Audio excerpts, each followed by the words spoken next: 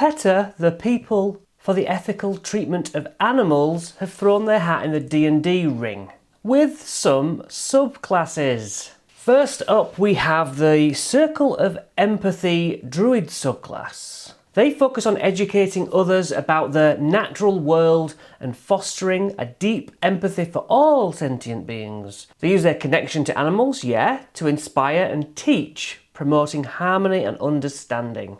Your emotional bond to the living world grants you access to specific spells, similar to the Circle of the Land Druids. Calm emotions, locate plants or animals, hold person, conjure animals, conjure woodland beings, hallucinatory terrain, mask your wounds and commune with nature. When you choose this circle at 2nd level, you can forge an emotional bond between a target humanoid or an animal. You get to sense the animal's emotion and perspective on the world. Persuasive resonance at 6th level, your voice has a supernatural quality. When you speak, your words have the power to sway opinions, influence decisions, and inspire loyalty. You can target a certain number of beings within 60 feet. It's a wisdom save. They are charmed by you. At 10th level, you can speak passionately about the interconnectedness of all living beings, using your innate charm.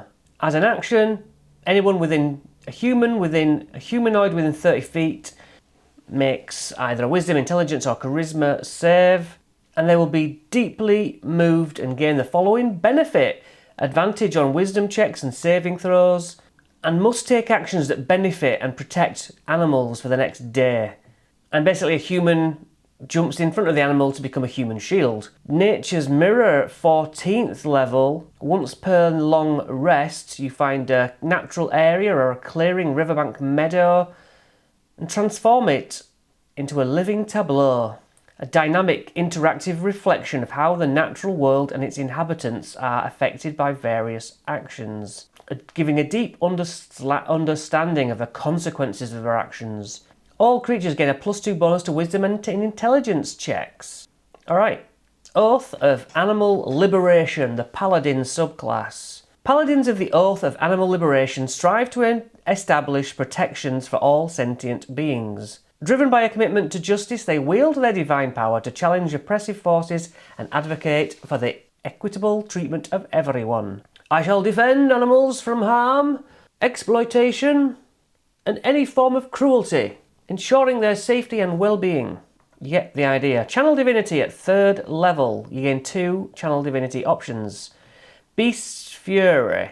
Grant yourself the ferocity of a wild beast. Do an extra d6 on melee, and they can become frightened of you, your enemy. Sanctuary of the Innocent. Use it to create a temporary barrier about a non-hostile animal, making it immune to all damage. Sanctuary, Healing Word, Find Traps, Calm Emotions, Revivifying Spirit Guardians, Death Ward, Freedom of Movement, Greater Restoration and Scrying. Guardian's Refuge. You gain resistance and damage from smaller beasts and monstrosities. Animals within the aura will be protected from fear and magical effects that would compel them to act against their nature. Unburden the Beasts ensures that animals won't be used for harmful purposes. As an action, you can protect an aura of empathy and understanding. Any humanoid to use the animals for riding, carrying loads or engaging in combat will have their carrying capacity doubled, allowing them to carry heavy loads themselves. Whispers of the Wild speak with animals. When a humanoid attempts to take an action that would harm an animal, you use your reaction to intervene. Wisdom save, and the animal is unharmed, and the human loses their action. Then it's the Ranger, Warden of the Wild. They are vigilant defenders of the natural world, specialising in tracking and taking down those who misuse their abilities to harm or control animals. The spell list: Charm Person, Entangle, Aid, Hold Person, Dispel Magic, Create Food or Water, Polymorph, Grasping Vine, Anti-Life, Shell, and Reincarnate. Beginning at 3rd level, once per short rest, you use an action to mark a being you can see within 60 feet of your sabotage.